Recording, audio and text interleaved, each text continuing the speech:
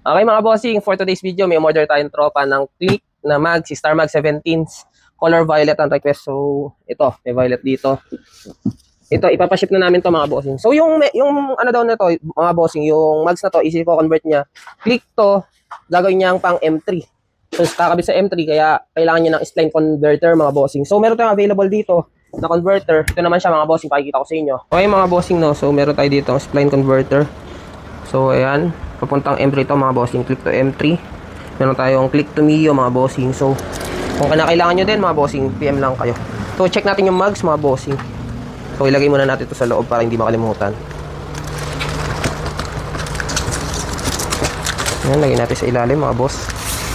Tapos, i-check natin yung mags. Okay mga bossing, ito yung mags na napili ni boss, color violet. So, ayan, napaka-pogi. Ayan, ito yung panlikod mga boss. So, yung spline converter, pag pinasok nyo dito yan, 0-0 yan mga bossing, tsaka dun sa shaft nung, sa rear shaft nung motor nyo. Okay mga bossing, ito naman yung pangharap. Ayan. So, syempre, napaka-pogi din. Color violet. Yan, may available pa tayo, all colors mga bossing. Pati black sa, sa click may available tayo mga boss.